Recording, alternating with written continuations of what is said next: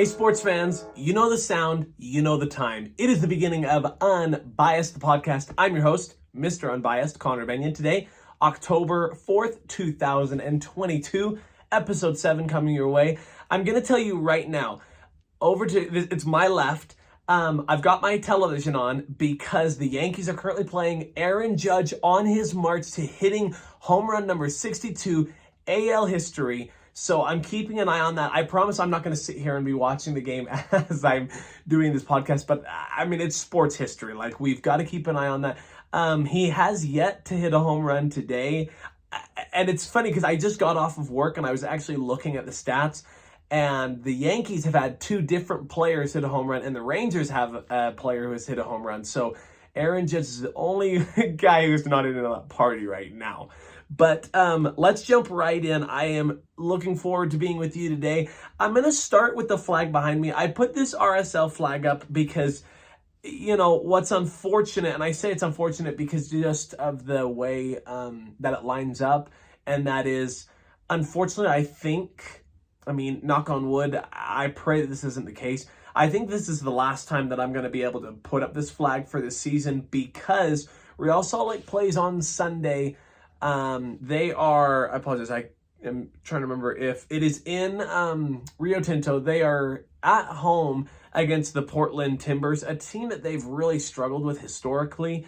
And the way it goes is Real Salt Lake is in 8th place with 44 points. And Portland is actually at 6th place with 46 points. Only the top 6 seeds make it to the playoffs in the MLS. So as it goes, Real Salt Lake has to beat Portland to make the playoffs. And you know what else is interesting is they actually have to beat Portland, and then Minnesota or Nashville has to lose. So, I mean, Real Salt Lake could win on Sunday and still not make the playoffs because they have to win and have to get a loss. If Nashville or Minnesota ties and Real beats Portland, then Minnesota... No, actually, sorry, I'm doing my math. If Minnesota were to tie and we were to beat Portland, we'd make it in. So, I mean, step one, they have to win on Sunday. I'm not going to make a prediction because I just don't know with Real. So I'm sorry, I'm not going to make a prediction. But it's the last regular season match. If they win and get some help, they're in. If they lose, it's definitely it's definitely done. If they tie, they're definitely done. They have to win and they have to get some help. So that is the MLS table. The MLB, as I started with Aaron Judge,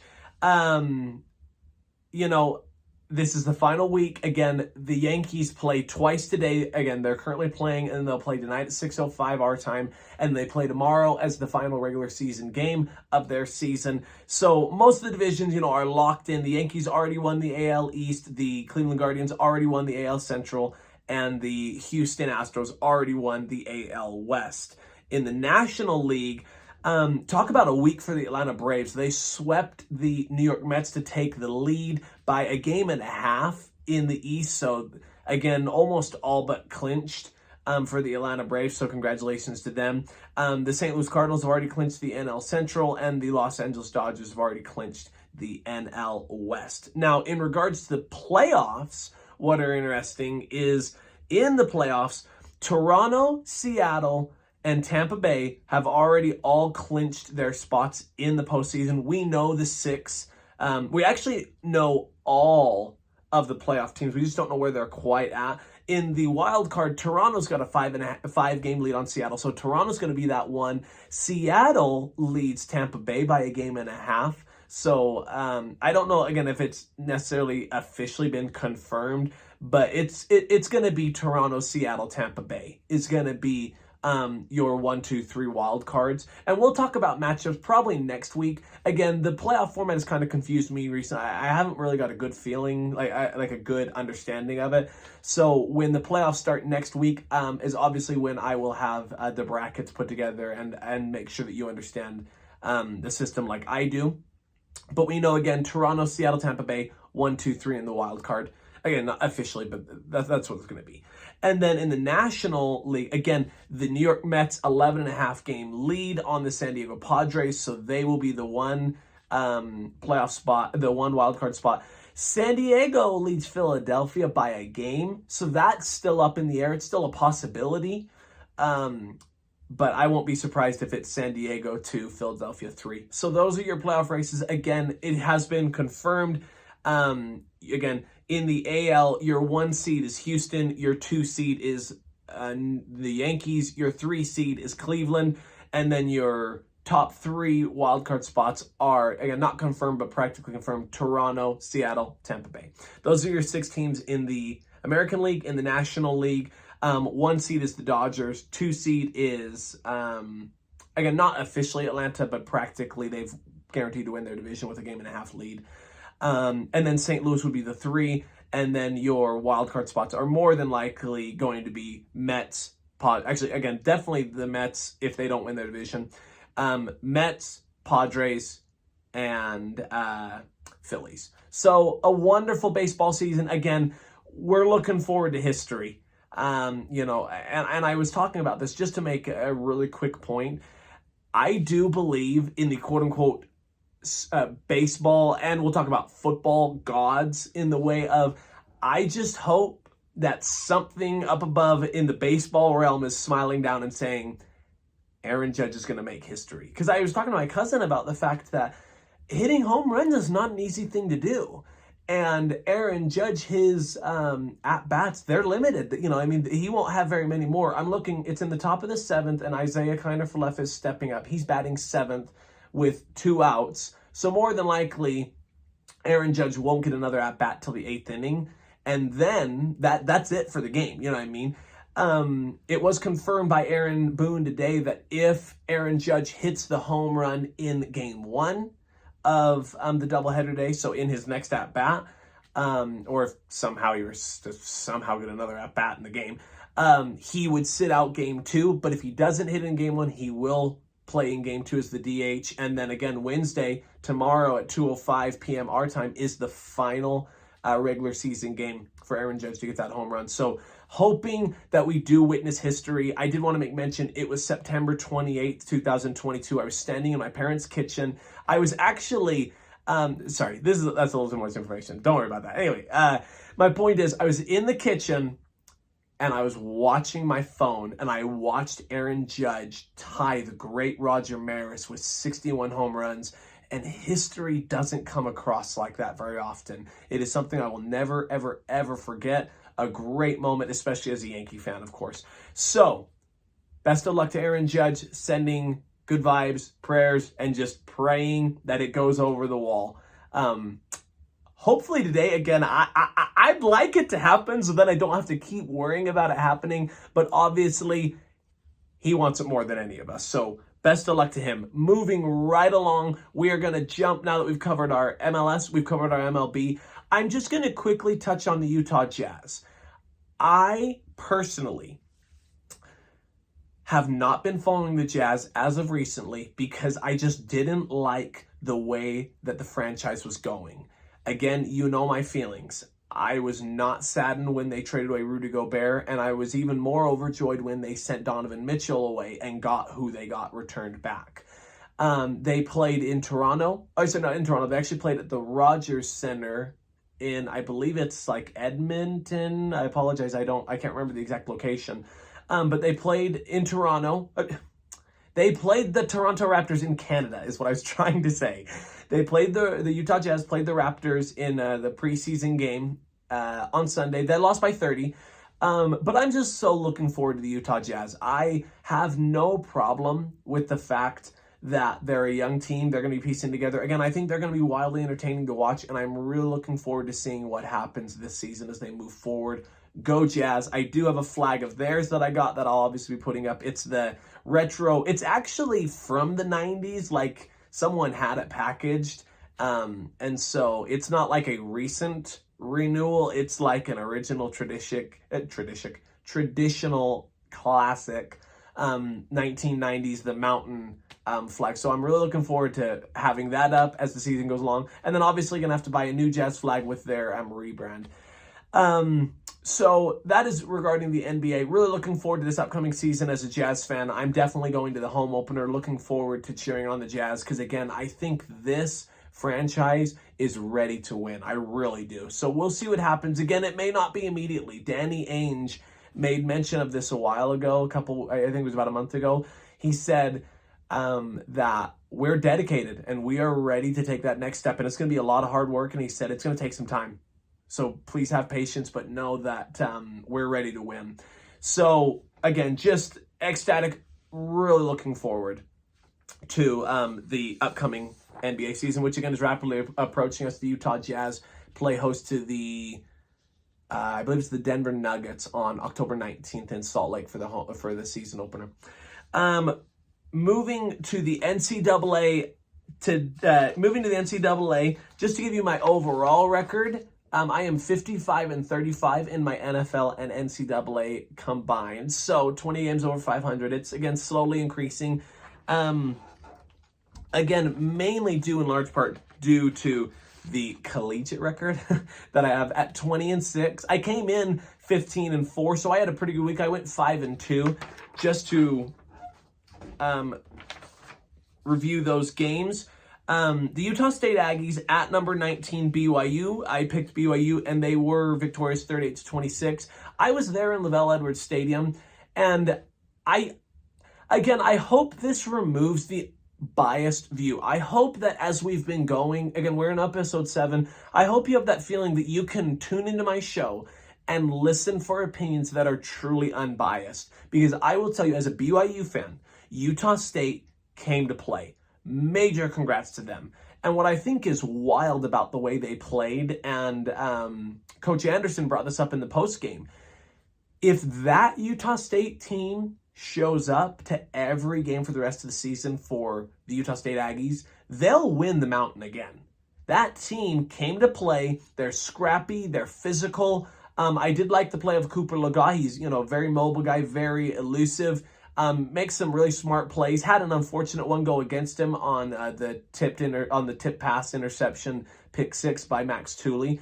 But just nothing but praise again to the Utah State Aggies for the way that they played. The game was wildly entertaining. We got a really good feel for the abilities of Jaren Hall, and it's going to be super interesting leading up into this week and as BYU continues along. But again, best of luck to the Utah State Aggies as they continue their Mountain West season. Best of luck to them. Again, I was correct on that game.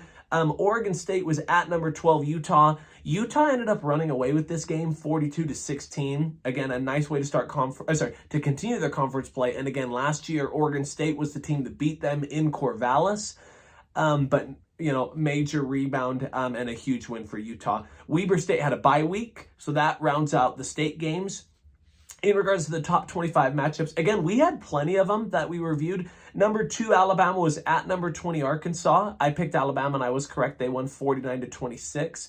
And this game was fascinating because Alabama was up 28-0 at one point, and then it eventually did turn to a single score game. With the injury to Bryce Young, it's going to be amazing and fascinating to see what happens with Alabama. They play Texas A&M this week, who they've struggled with, who really packs a punch when they play them. And then they play Tennessee, who is currently, if I remember correctly, in the top 10. I apologize. I did not start with the top 25 rankings. Let me review the games, and then we'll hit the top 25 rankings. But Alabama victorious over Arkansas. I do like the way they play. Their defense is for real. Obviously, their offense can obviously continue on, whether it's Bryce Young or not. Their running game is physical and demanding as always. So watch for the Tide. Number 10, NC State was at number 5, Clemson. Clemson won this game 30-20. I was correct there. Number 7, Kentucky at number 14, Ole Miss. I picked Ole Miss and they did win 22-19, so I was correct there. The 2 games I was incorrect on. Number 22, Wake Forest was at number 23, Florida State. I picked Florida State. Wake Forest won 31-21. And then number 9, Oklahoma State really put down their foot and proved that they are for real and they're the favorite to go win the Big 12. They beat number 16 Baylor in Baylor. I had Baylor winning this game, but Oklahoma State won 36-25. Again, 11 points in football really in a way isn't all that isn't really all that competitive. You're talking a touchdown and a 2-point conversion and a field goal. So major props to the Oklahoma State Cowboys. I think that they're for real. And it'll be interesting to see as they move on. Are they a dark horse, and an outside looking in on that college football playoff? So those were the games that I reviewed. I did want to make mention, there are some games that I didn't review, and I'm going to start doing this because BYU and Utah are in the top 25, and I feel like it's rather relative consistently. So we already talked about the number 7 Kentucky fell to number 14 Ole Miss. That was an upset. Number 15 Washington was upset by unranked UCLA, 40-32. Number 17 Texas A&M was upset by Mississippi State, 42-24. Number 18 Oklahoma was rocked and upset by unranked TCU, 55-24. And unranked Purdue beat number 21 Minnesota, 20-10. So those were the top 25 upsets. So I'll talk about top 25 matchups and quickly review top 25 upsets. There were plenty of them, and that leads us to the reason that the rankings changed this past week. I apologize, I'm trying to click the right button and get to my top 25. So reviewing the top 25 of this week: Alabama 1, Georgia 2, Ohio State 3, Michigan 4, Clemson 5. 6 is USC, 7 Oklahoma State, 8 Tennessee, 9 Mississippi or Ole Miss, 10 Penn State, 11 Utah, 12 Oregon, 13 Kentucky, 14 NC State, 15 Wake Forest, 16 BYU, 17 TCU, 18 UCLA, 19 Kansas, 20 Kansas State, 21 Washington, 22 Syracuse, 23 Mississippi State, 24 Cincinnati, 25 LSU. So that's your top 25. It sets up this week for some dog fights. There aren't too many top 25 matchups. One of them is in the state, and that's the game that I'll start with. It's number 11 Utah at number 18 UCLA. And again, it's crazy to think that going back to last season, after the Utes fell to BYU and San Diego State in back-to-back weeks, people began to question, is this it for the great Kyle Whittingham? And what does he do? He turns around. They win. They lost to Oregon State later in the season, and then lost to Ohio State to end the season. But they go to the Rose Bowl. They're in that game. They have a great season. They're Pac-12 champions. They whomped Oregon in both matchups of the season. And this season, lose to Florida to start the season, but now they're looking strong. They're at number 11. They have a really great chance to go and win the Pac-12 again. Again, New Year's 6-day bowl game for sure, if not college football playoff implications, depending on what happens. All of that being said, like I've said before, this is a Utah team that I'm going to need a lot of reasons to pick against them, and I don't have reasons to pick against them against UCLA. I do like the way UCLA is playing. I think Chip Kelly is getting them back in the right direction in their national prominence, but I really like this Utah team. They're physical. I think Cam Rising is, again, really coming into his position and really dominating. This Utah team is looking impressive. They're not backing down from a fight, and they never do. And that's the program that Kyle Whittingham has built. So as a BYU fan, go Utes. Picking the Utah Utes to beat the number 18 UCLA Bruins in the first game of 2 huge matchups. They play UCLA this week. And then I always say if my math is correct, even though this has nothing to do with math. The following week, Utah plays at home against USC at 6 p.m. Saturday, October 15th. Huge matchup. Again, really, in my opinion, the winner of that game goes on to play in the Pac-12 championship. So major credit to Utah not backing down. Hopefully they're prepared to take on UCLA, and then they play USC. 2 huge games, 2 huge matchups. Again, you're talking, should USC, who just really quickly clicking on their schedule, it looks like they actually, if I have this right, looking at their schedule right, it looks like USC actually has, they play Washington State this Saturday. So should USC beat Washington State, which I think they will, obviously, Utah will play two top 20, actually top 20. Yeah, top 20. Utah will play two top 20 opponents in back-to-back weeks. So go Utes. Best of luck to you. Hopefully all goes well. So I am picking Utah. Just going back, I am picking Utah to beat UCLA. Go Utes. The BYU Cougars ranked at number 16. They travel to Las Vegas to begin the Shamrock Series for the Notre Dame Fighting Irish. BYU is designated as the home team. Gorgeous royal helmet that bleeds into black, going with the black uniform. Listen, I called my cousin, who I'll probably have him on the show because, the dude's a legend. He knows way more than I do. The dude is a legend. I'll have him on hopefully soon. I was talking with him. His name is Dallin.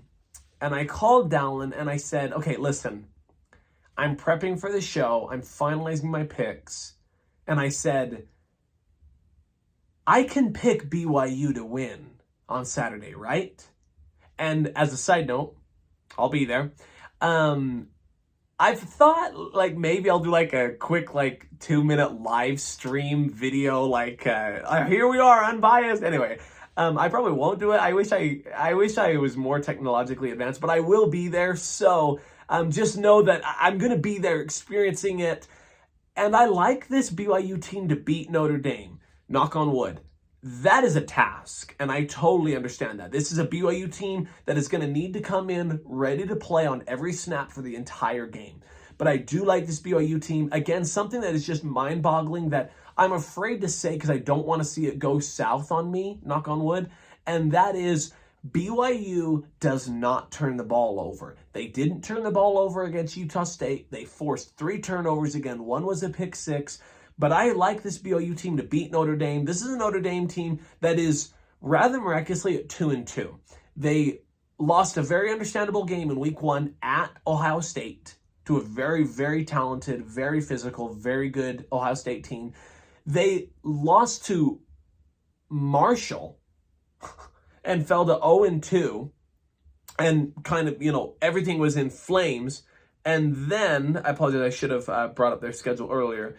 Then Notre Dame beat California 24-17 and then beat North Carolina at North Carolina 45-32. So this is a Notre Dame team that's 2-2. They're coming off of a bye week. So, it's super difficult to determine what Notre Dame's going to bring. They're going to bring physicality. They're going to bring everything that they have. They want to beat this, I believe Kyle Higashioka, I just saw it out of the corner of my eye. Kyle Higashioka just hit a solo home run, and Aaron Judge is going to step up to the plate. Yesterday, Marwin Gonzalez hit a home run, Aaron Judge struck out, and then Giancarlo Stanton hit a home run. So Aaron Judge steps up to the plate. He's 0-3, 0 for 3. This is the top of the 8th. This will be his final at-bat in this game, barring some miracle that he gets another at-bat in extra innings or something like that. This is it. And again, I apologize. I will try and continue the show. But again, this is history. I have been paying attention to this for weeks. I've been watching my phone.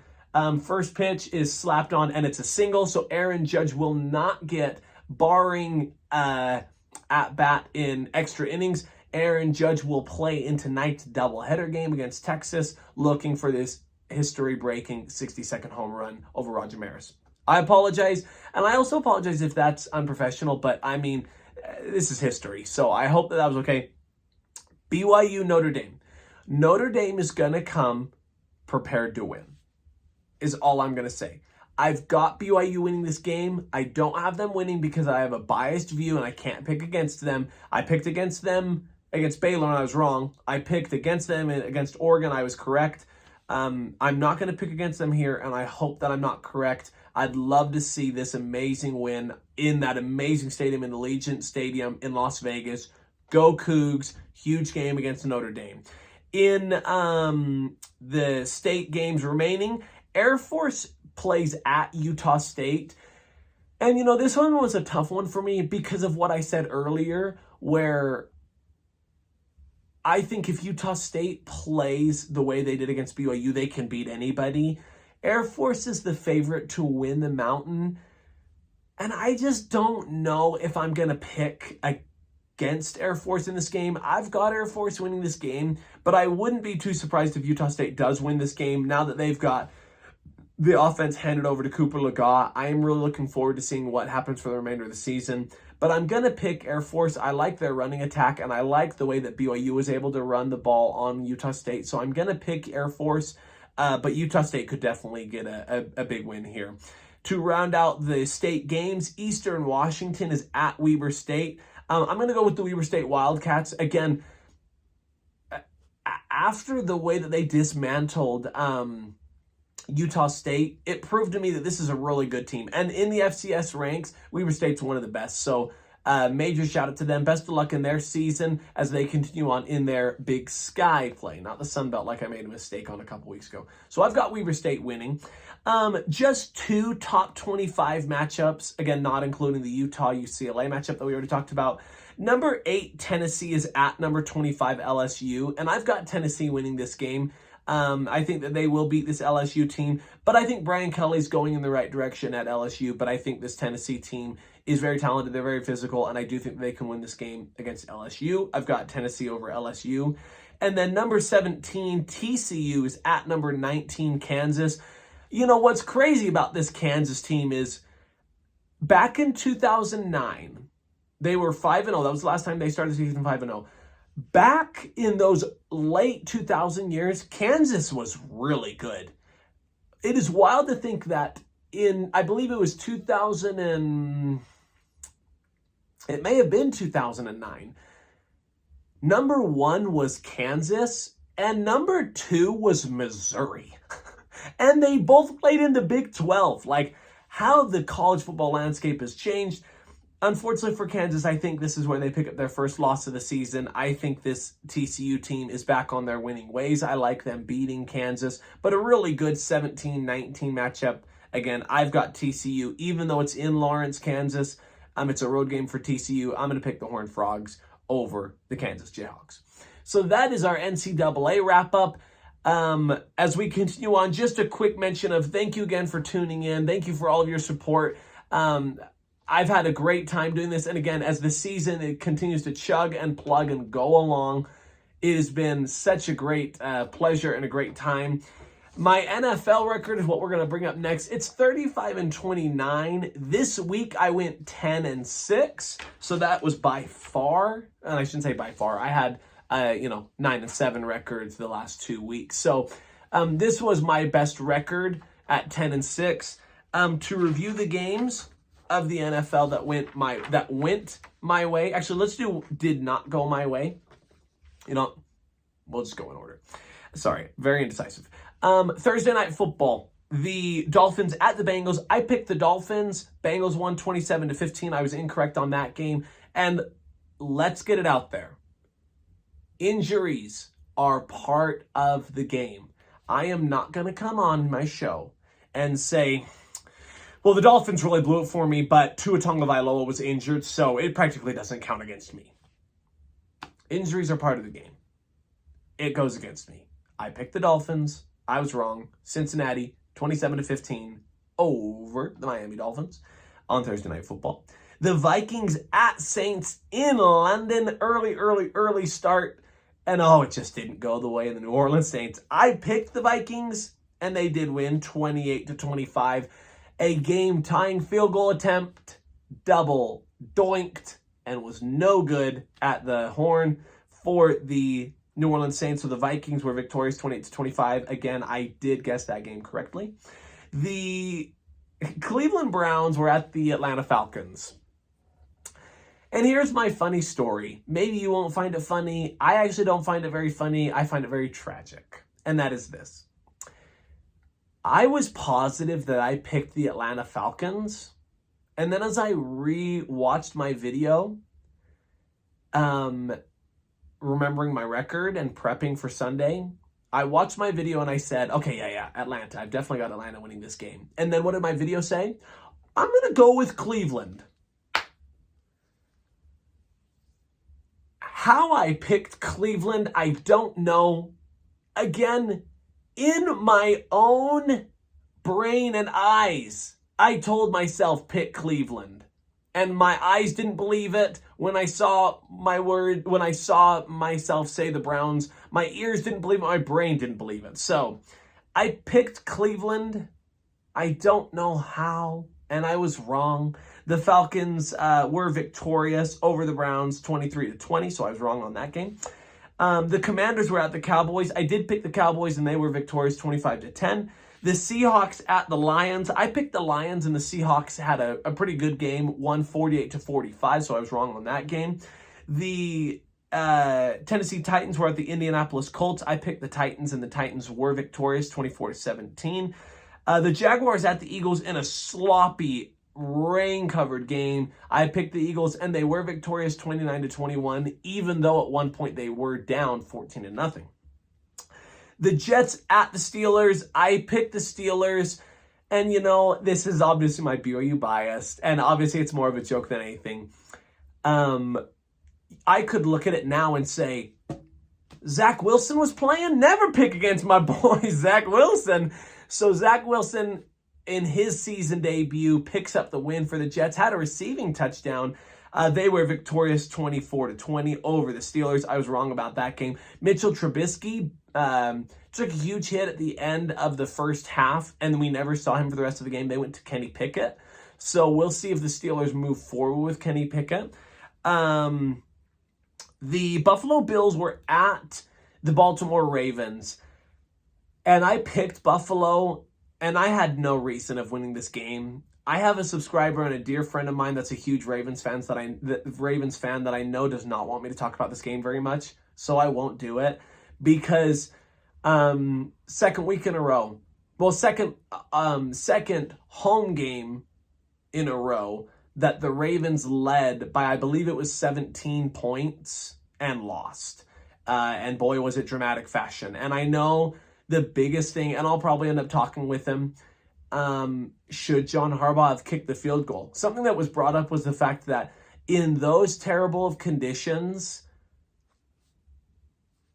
do you bank on kicking the field goal, making it, and trusting your defense, which John Harbaugh said he trusted?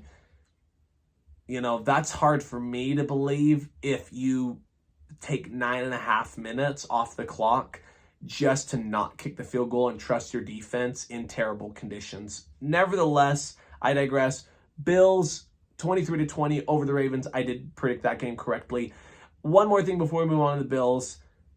Make God bleed and people will cease to believe in him is, I believe, somewhat of a quote from Iron Man 2 and practically probably like Greek mythology.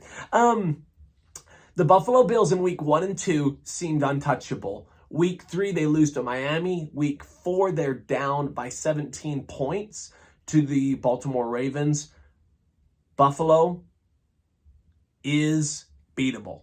They can bleed. So we'll see what happens with them moving forward. The Los Angeles Chargers were at the Houston Texans. I picked the Chargers, and I was correct, 34-24. The Chargers won that game.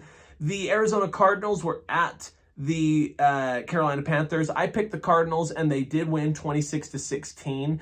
This was an interesting game for me in the way of, if I recall correctly, the Boo Birds came out for Baker Mayfield. To me, it already seems like the Baker Mayfield project has failed in Carolina. Matt Rule said that they're going to continue on with Baker. I think that's a mistake. I thought it was a mistake from the beginning. So Arizona victorious over the Panthers. The Patriots were at the Packers. I picked the Packers, and luckily I was correct. It took overtime to do it, 27-24. And you know what's wild was it was the third string quarterback for the Patriots that saw some major action and almost got the win. Obviously, Mac Jones is injured. Brian Hoyer was the starter. He got injured. And I apologize. I better pull it up. I'm looking at the AFC East. For the Patriots, their third string quarterback, again, I don't even know how to pronounce his name, Zap. Bailey Zappe, Z-A-P-P-E. Don't know anything about him. He went 10 for 15, 99 yards and a touchdown in relief of Brian Hoyer, third string quarterback, and it almost went the way. It almost went the way of the New England Patriots, but the Packers were victorious, and I picked that game correctly. The Denver Broncos were at the Las Vegas Raiders, and I had the Raiders winning this game, and they did win 32-23. I felt like we saw a little more of Russell Wilson. I feel like week by week he's getting better and better and better, but this Broncos team just has so many troubles, so many problems, so many questions, so it'll be interesting to see what they do moving forward. The last two games are games that honestly I was very confident in picking, and I was wrong on both. Sunday Night Football, my Kansas City Chiefs go into Tampa. They get revenge of Super Bowl 55. They put the hammer down, 41-31 victory over the Buccaneers. And, what's funny is I really don't have anything else to talk about regarding that game. Only this. I am done, and I feel like we should all be done saying, oh, we're going to learn a lot about this team this week with this matchup. And I feel like we need to stop saying that, because 2 weeks ago, what did we learn about Kansas City? Offensively, they're stalling. Their special teams are in a shamble. And defensively, they got 5 sacks but couldn't get off the field. Next week, you go to Tampa. You take on Tom Brady, Devin White, Leonard Fournette, Julio Jones, Mike Evans, Chris Godwin, Cameron Brate. And what does the defense do? Yeah, they allowed 31, but they were up by 2 or 3 scores every time Tampa got the ball practically. What did we learn about the offense? Or what did the offense do? Did they stall? They started 5 for 5 in the red zone, and I believe they were all touchdowns. Special teams is in shambles. It's a mess. A lot of special team success. So you got to take it week by week. Don't tell me, and I think about how the Chiefs are playing Buffalo in a couple weeks. Don't tell me, well, this happened to the Chiefs 2 weeks ago. This happened last week. Tell me what's going to happen in between the lines. Tell me what I need to know, what's going to happen in between the lines this week. Congratulations to Kansas City Chiefs, 41-31 over the Tampa Bay Buccaneers. My prediction was wrong, but boy, I have never been more happy to be wrong. Kind of the same situation on Monday Night Football. The Rams at the 49ers. I picked the Rams, and not only did they not win, but they didn't even score a touchdown. 3 field goals was all they mustered against that 49ers defense. 24-9, the 49ers over the Rams. I was incorrect on the pick, which again brings my record from this past week to 10-6. And here's what it comes down to. The San Francisco 49ers, with the win last night, just became the front runner and, in my opinion, the favorite to win the NFC West. I thought for hands down it was going to be the Los Angeles Rams, but 24-9, I mean, give me San Francisco. Jimmy Garoppolo, it seems like he's doing enough to win games. That defense, as we know, is for real with Nick Bosa and Fred Warner, the way they're playing. I really enjoyed, I was sad to lose him, but I apologize, I just lost his name. It's he played for the Chiefs. I believe it's Sharkandrick West. I believe that's his name. Went over, and plays now for San Francisco, so they picked him up in the offseason. I really like that San Francisco defense. Robbie Gould as the kicker. I feel like kicking is so important in today's game, especially in the NFL, in the way of if you can get a guy who's, consistently nailing 55 or longer yard field goals, you can almost score every possession that you have the ball. So congratulations to 49ers. Again, I was wrong on the prediction, but I was glad to be wrong because I love seeing the 49ers win. So again, my record was 10-6. This week in the NFL, just kind of blazing through it because we have a couple more segments to get to. Thursday Night Football, the Colts are at the Broncos. I like the Broncos taking this game in Denver. The Giants are at the Packers in London. I like the Packers winning this game. The Bears are at the Vikings. I like the Vikings. I feel like, again, they're going to have games where I just feel like they're going to be continuously competitive and they're going to have a couple slip-up games, but I do like them winning this game against the Bears. The Lions are at the Patriots. I like the Patriots to rebound and figure out a way to win, whether it's Hoyer or Zappy, whatever his name is. I do like the Patriots winning this game. The Steelers are at the Bills. I'm definitely picking the Bills. The Chargers are at the Browns. I've got the Chargers winning this game. The Seahawks are at the Saints. I pause on this game because I don't know what to think about the Seahawks. Again, they just put up 48 points. I'm still not sold on Geno Smith, but I've got even more questions about the Saints. Crazy enough, though, I'm going to go with New Orleans. Just something about my football gut telling me to pick New Orleans, which I will do. I'm picking the Saints. The Dolphins are at the Jets.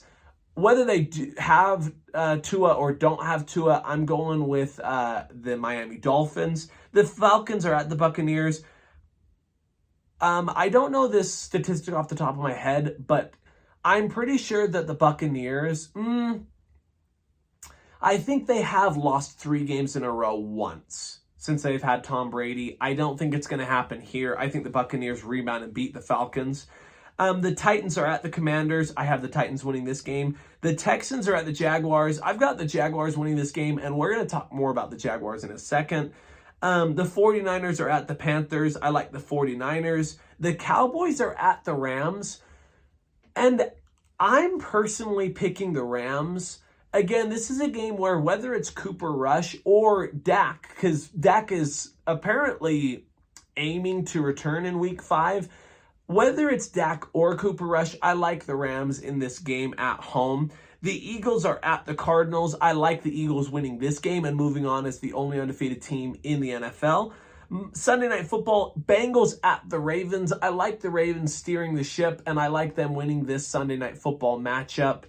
And then Monday Night Football, the Raiders are at the Chiefs.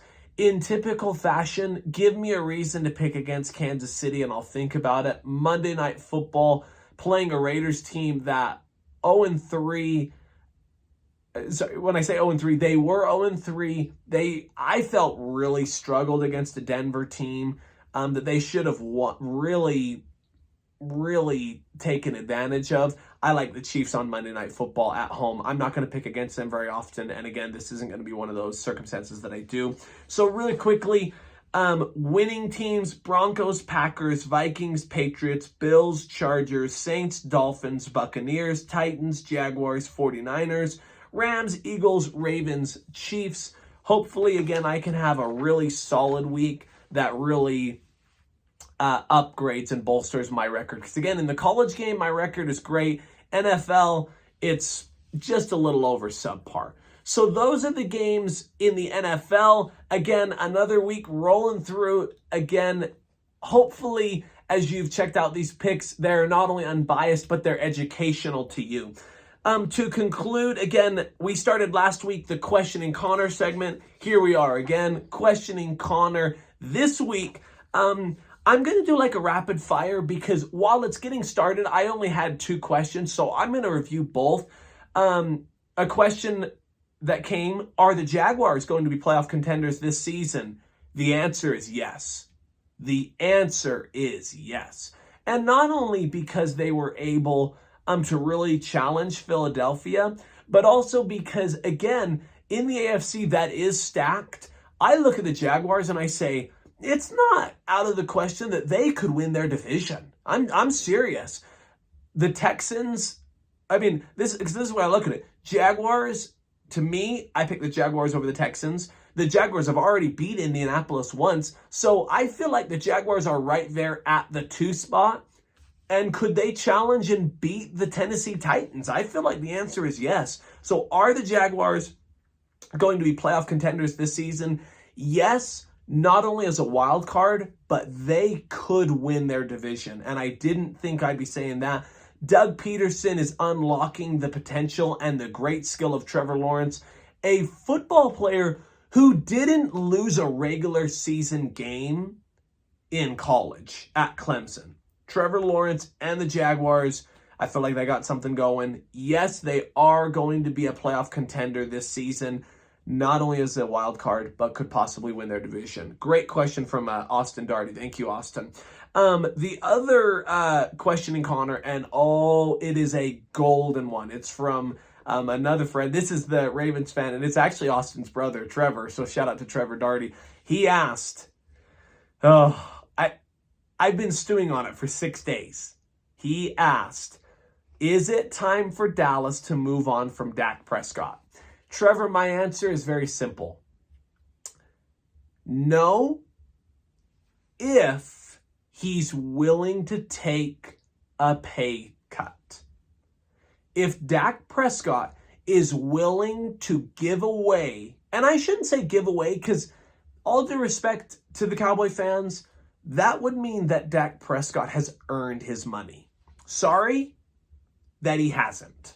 I'm going to come out here and say right now, Dak Prescott needs to restructure his contract to get the Cowboys whatever they need to win. Because here's my thing. Right now, they're not in a position to continuously win. And what's crazy about it was last year, their defense is solid. Micah Parsons, Clayton, I believe it's Clayton Vander Esch.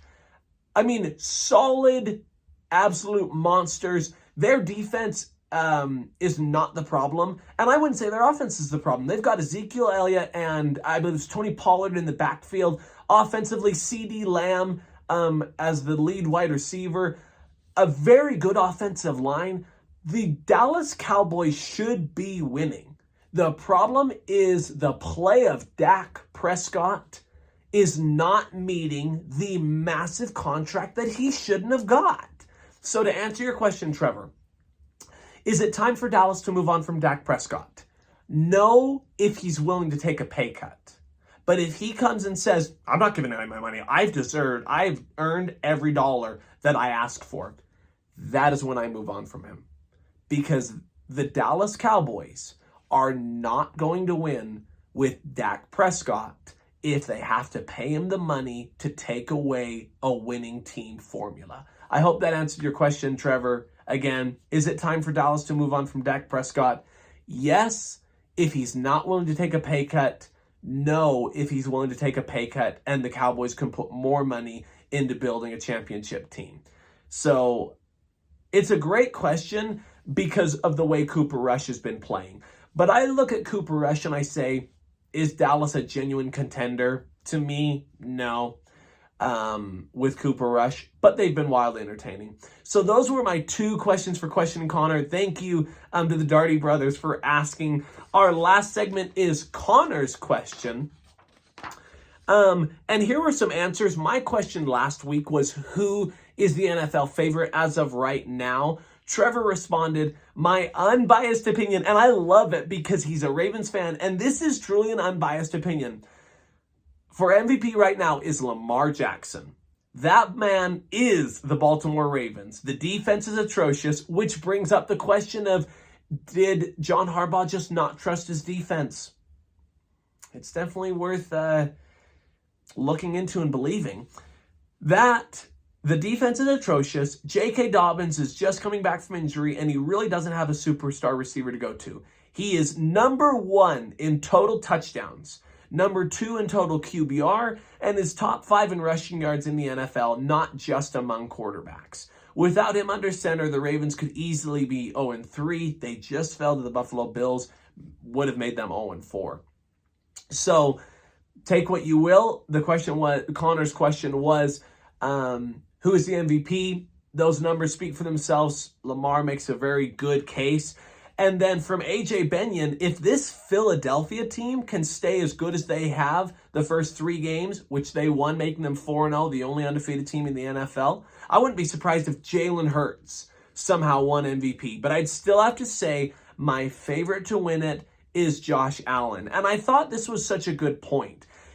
Not sure Buffalo will have another game like they did against Miami, and I think they'll stay solid with Allen leading the way. And I think that's such a great point. That's where I think with Josh Allen, I would say he's probably my front runner for the MVP, just purely because I think Buffalo has almost, it's hard for me to say because to me, you can make the huge argument right now, it's Patrick Mahomes because of what he just did against Tampa Bay. And I feel like he's kind of matching Josh Allen blow for blow. He's kind of matching anybody. But I feel like the Bills have a more, and this isn't going to make sense, I feel like the Bills have a more complete nucleus, but in a weird way, I'd still pick the Chiefs over the Bills if it came in and match up Buffalo versus Kansas City. But I do like AJ's point. I think Buffalo is just going to keep winning and winning, winning, and I think Josh Allen is going to have the numbers to kind of back up an MVP performance and season. But as we know, and I can't remember, I really can't remember. I apologize, I didn't do my research on this. When was the last time the regular season MVP won the Super Bowl? You know what I mean? The MVP has kind of been a curse recently. And so, you know, is Josh Allen going to win the MVP and go on to win the Super Bowl? You know, or is it going to be MVP and Buffalo falls somewhere in the playoffs?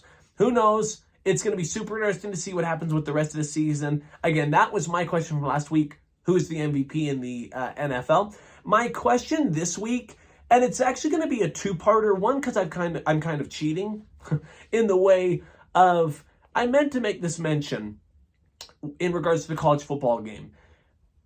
Judy Lawley, who plays for the BYU Cougars, was ejected for targeting on Thursday night, but BYU appealed his suspension. The NCAA reviewed the targeting penalty and said, no, that wasn't a targeting penalty. He obviously got ejected from the game and was supposed to miss the first half of the Notre Dame game on Saturday, but the appeal was granted. His targeting status was removed, and he is now not required to miss the first half of the Notre Dame game. So Connor's question this week, again, it's kind of a two-parter because one is like, I'm not going to talk very much about it. Actually, I'm not going to talk about either.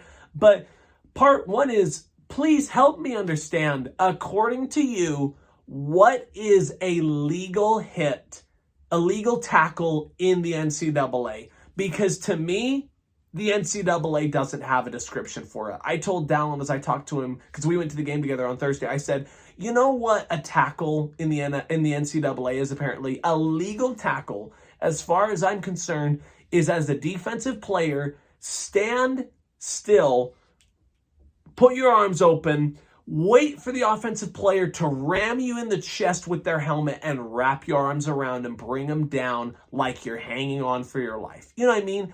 That, to me, is what the NCAA wants defenders to do. So my question, again, Connor's question, is what is a legal tackle in NCAA football? Because to me, the NCAA can't define it because their targeting goes up and down. One week you make a hit and it's okay. The next week you make the same hit and you're out for targeting. So that's kind of more of a agenda on my question. My part two, or again, my almost more legitimate question that I'm curious about is this. With the MLB playoff races starting next week, who is your favorite to win the World Series? Connor's question this week is, who is your favorite to win the World Series this year and bring home the MLB championship? Let me know what you thought. Again, not only on Connor's question and questioning Connor, if you just have, again, topics that you'd like me to talk about or questions, concerns, ideas for the show, I'd love to have it. I have, again, had such an entertaining time. Thank you for tuning in. Again, from now on, I would think that these episodes are going to be anywhere from 50 to 60 minutes just because between, especially with the MLB playoff races heating up, we're going to have maybe the MLS, MLB, NCAA, NFL. Now we're doing questioning Connor's question. But again, above all, thank you so much for tuning in. Hopefully you've had a great time enjoying this video. Hopefully you had a great day. Hope you have great days to continue. Again, episode 7 of Unbiased on October 4th, 2022. I'm your host, Connor Benyon, Mr. Unbiased. And I did want to make mention, in the top of the ninth, Aaron Judge is at the plate. So I'm going to keep you updated just while we have some time. He's got 2 outs, runner on first. A ground out. So Aaron Judge will bat once again in the DH spot of Game 2 of the doubleheader tonight against the Texas Rangers. Going into the bottom of the ninth, the New York Yankees lead 5-4. Back to the farewell. Thank you so much for tuning in. Again, episode 7 of Unbiased. I'm your host, Connor Benyon, Mr. Unbiased, on October 4th, 2022. When we meet next, will Aaron Judge have that record? Maybe, maybe not. Will he be at 62? Will he be at more? We'll talk about that when we come back next week. Again, huge shout outs to some huge games in the NCAA for BYU and Utah. Best of luck to the Real Salt Lake. And again, have a great week. Thank you so much for tuning in. Thank you for the support. Remember to like, comment, and subscribe. Share the video. Spread it around. I want as many opinions as we can get, and I want to learn from you, hopefully as much as you've learned from me, if you learned anything from me. Thank you again. Have a great day.